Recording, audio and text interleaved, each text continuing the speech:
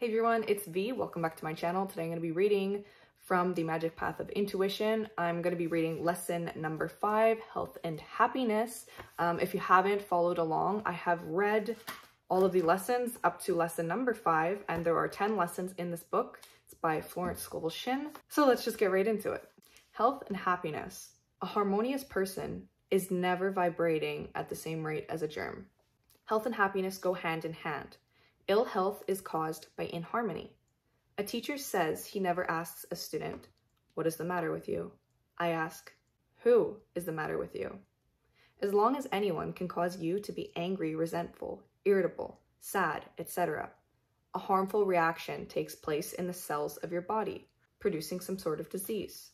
For example, a woman was wrongly deprived of $200. I told her to bless the person responsible, be undisturbed, and draw the 200 from the universal supply. For if one door shuts, another door opens. She said she couldn't, and from these negative thoughts came a trial of ills. She wondered why she had attracted the situation. I replied, "But you have always held an iron grip on money. You counted every penny and saved and economized when you had the intuitive lead to spend or give. Saving is a good idea, but it can't be done, for you are violating the law of use. Then comes karmic reactions, and you have a landslide of loss, wiping out the money you should have kept in circulation. Often a landslide of loss comes from violating intuition." I just want to mention, she doesn't mean that it's bad to save. It's more if your intuition is saying to give this person $10 or $5 or buy them a free coffee, or let go of a situation where you lost money, let it go. You don't let it go. That's kind of violating the law of use. Money is meant to be kept in circulation. If your intuition is telling you to do something, to buy something, and you don't do it because you're scared that you're not going to receive money, you're putting out that fear and lack of not having enough money and keeping it to yourself, like you're too scared to give. You're putting out that fear, so therefore you're going to attract more of that negativity, more loss of money in your life. Money is meant to be kept in circulation. And when Florence states, and draw the $200 from the universal supply, meaning connect in with yourself, pray or manifest or talk to your subconscious mind, whatever your belief is, that you will receive that back or even double that. And know and have faith that money always comes back to you. When you have that faith or belief, you could be using the law of assumption, you could be manifesting using the law of attraction, you could be praying to God or telling your subconscious mind what you want scientifically. I'm just saying all of these things because all belief systems work here. The whole point is set an intention. Know that it is coming to you. Have faith that it's coming back to you. Get excited when you're helping someone out, and you will be flooded with returns. We are brought up in society fearing bills, fearing paying things, because if we give things, we're not going to get back. But it's actually the opposite. Whatever it is that you believe in will reflect that in your reality. And it's also important to note that all of these things do go hand in hand. Whether you believe in science, in manifesting, or reprogramming your subconscious mind, or believing and praying to God or Jesus, it's basically all the same. When you set an intention, believe and have faith that it will be brought to you through whatever channel that you believe in. But have faith. Because when you're fearful, you won't get it, and you will attract more fear into your life. And be excited that you're able to give, or that you're able to pay the bill, because you know that more money is coming. So something I actually learned from quite a few successful people, and I also believe I've heard it from a few law of attraction coaches as well, is to get excited when you're paying for someone or something, or you're giving out free things, or you're paying a bill, because money is coming back to you. It always circulates. That's a universal law. The reason it's not circulating is because you're focused on the wrong things, because you're focused on lack. But when you get excited, you put out that vibration of excited energy, loving energy you're giving, and always it comes back to you. What you put out always comes back to you. That is a law of this universe. If you put out lack, you will always have lack. If you put out love, you will have love. If you put out concerns and whatever it is that your worries are in your mind, you will attract that. So focus on love, focus on giving and being a good human and following your intuition. Your intuition is that little quiet voice in the back of your mind. When your mind is going wild, that's usually your ego or your subconscious mind. Your super conscious is what connects you to your higher self or to God or divinity, whatever you choose to believe in. The super conscious will never lead you wrong. When you sit down and meditate and you let the bullshit thoughts go to the side, and then you just hear a quiet voice, and it's always something super loving, and you feel a warm energy over you. That is your higher self, the divine conscious, God, whatever you're connecting, what you believe that you're connecting into. That is always in love, and it will always say something so loving and warming, and that is the voice you should be listening to, not fears. Never give in to fears, people. Never let your mind run you, because your mind is kind of like your ego. It's picking up on everyone's thoughts. It picks up what you consume. So if you're watching the news or you're hearing other people talk about bills, or you were a kid, your parents were always talking about negative things, that's kind of like your subconscious programming. So that's what you're going to be hearing all the time. But keep in mind, those aren't your thoughts. That's just your programming, what your mind has been picking up on its entire life.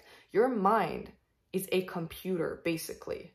So if you've always been programmed to hear and believe negative things, negative statements, resentment, sorrow, grief, loss, any of those low vibrational energies, that is what is going to be running on in your mind all the time. And you need to reprogram your subconscious mind to be thinking about positive things, believing that good things are going to happen to you and are happening to you, believing in love, putting love above all else, love and faith. Faith that all things are possible. Faith that you can reprogram your subconscious mind to get whatever you want in life.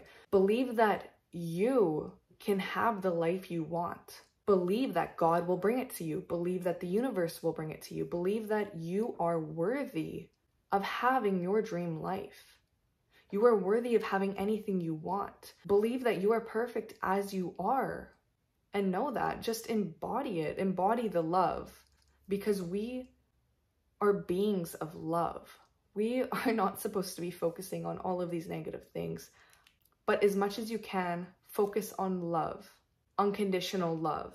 I just filmed another video today on a different book that Florence has. It's called The Game of Life and How to Play It. And I just filmed a video on the chapter Love. I don't know if I'm going to be posting it before or after this video, but I highly recommend listening to that. It reminds you what real unconditional love actually is. And that is what we should be circulating around the world. Just giving people unconditional love. And if something negative happens to you, bless the situation, send it love. No matter what, send people love. That's it. You don't need to surround yourself with negative people. You can cut people off just fine, but send them love. Never, ever, ever hold ill thoughts of anything, of another person. Because when you're holding these negative vibrations in your body, because thoughts and words are vibrations. Everything is vibration. This entire universe, this earth, me, everything is vibrating at a super fast rate, that our eyes see everything as solid material, but it's literally everything's like vibrational energy.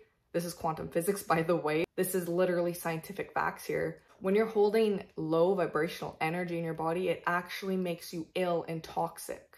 And when you hold vibrations of love and peace and light, this is what heals your body internally.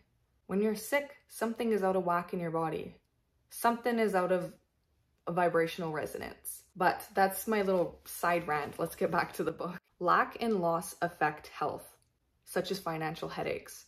Continual criticism and fault finding produce acid deposits in the blood, which causes rheumatism. It causes a lot more than rheumatism. Hate and resentment generate a poison in the system that produces disease. I also want to mention, if you know anything about Chinese medicine or Ayurvedic medicine, they talk about how everything is connected. Your emotions hold place in your body. So if you're holding resentment and hate and anger, I believe it builds up in your liver. Every single organ has a relation to your emotion. It's so interesting and fascinating. Everything is connected. Also in reflexology, the points on the feet, everything is connected. So if you are feeling like something's hurting, that point on your foot will hurt as well. And that point also resonates with an emotion. It's fascinating. My dog barking in agreement, if you can see her. Shush. Okay, I just needed to mention that because I have actually been sick a majority of my life, and I've completely been able to heal myself, learning Chinese medicine, Ayurvedic medicine, also meditation, and letting go of my own emotions. I have been able to heal things miraculously. So I just wanted to share that. Hate and resentment generate a poison in the system that produces disease. It's a fact. A chemical change is produced in the person's body by suddenly changing from despair to joy. Fear and despair produce congestion and disease, while joy releases proper circulation and health is regained. Now is the appointed time. Today is the day of amazing prosperity. This affirmation would bring an immediate change in world affairs.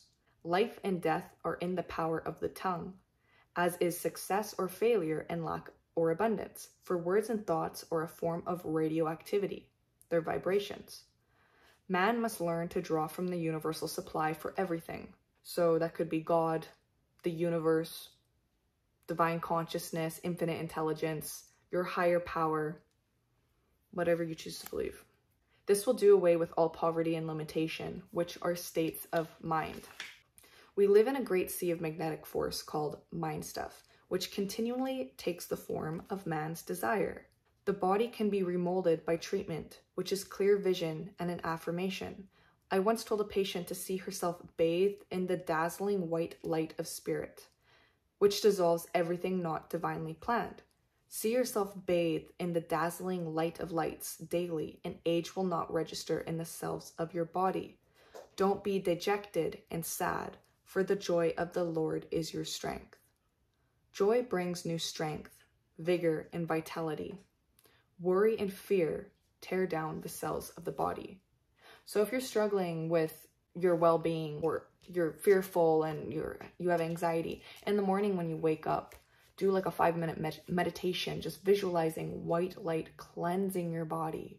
Or even if you have an illness, just visualize and feel love, the light of love, bright white light cleansing and pulling out all of the toxins, the anxiety, the low vibrations in your body. Visualize this and sit and feel it. You will feel like energy moving through your body. Your mind is so powerful. You can do anything with your mind. You can heal yourself with your mind. I'm speaking from experience. But this is something I actually used to do.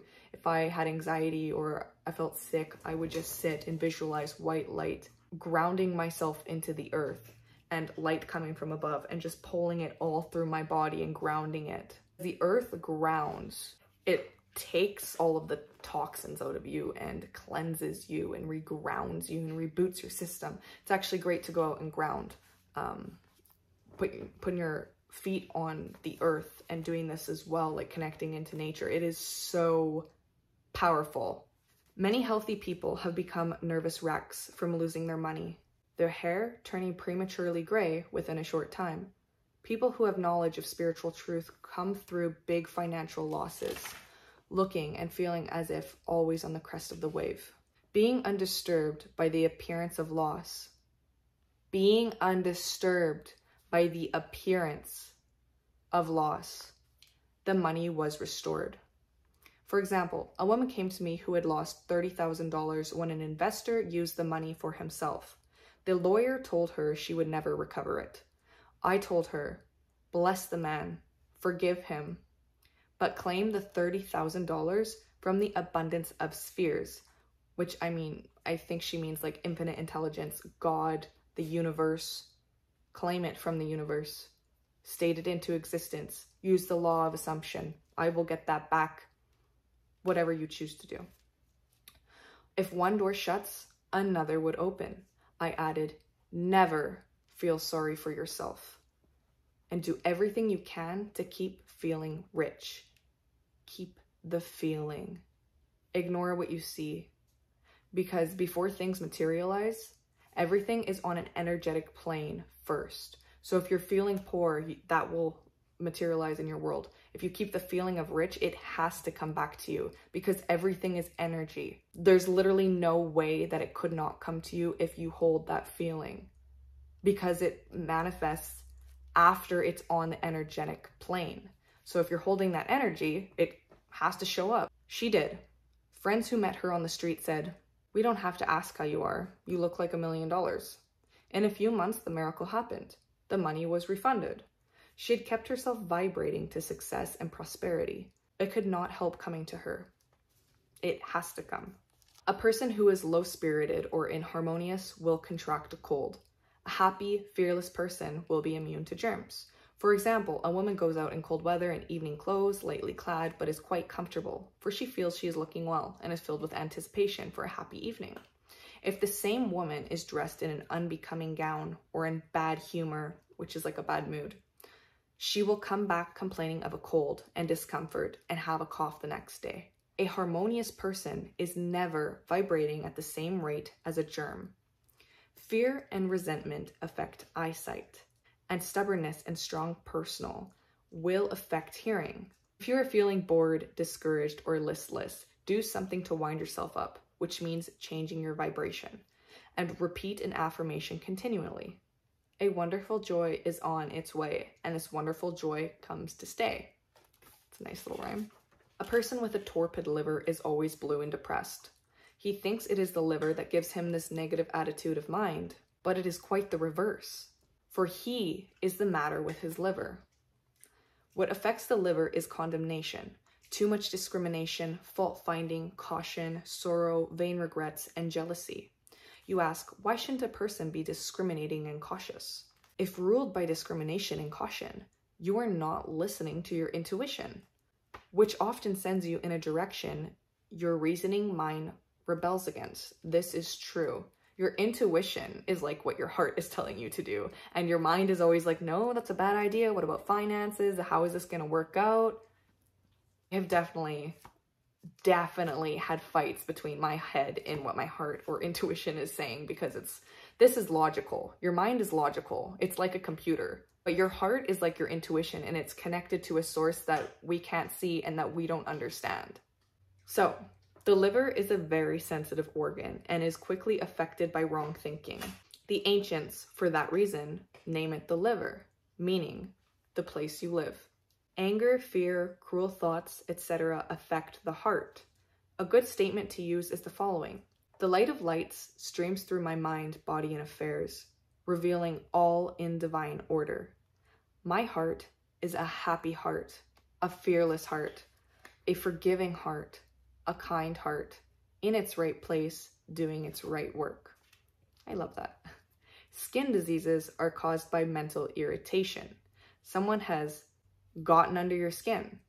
Often instantaneous healings take place in this way by a sudden realization of the truth. Your body, in reality, is a spiritual body, incorruptible and indestructible, timeless and tireless, birthless and deathless. When all negative thinking is wiped out, you will be enveloped by your light body, and sorrow and sighing will have passed away, and death itself overcome. And there's a quote from Nehemiah 8:10. Don't be dejected and sad, for the joy of the Lord is your strength. So let me know what you guys thought of it in the comments below, and if you enjoyed this chapter and my little narration here and there, please give it a like, and until next time, y'all, peace and love. Take care.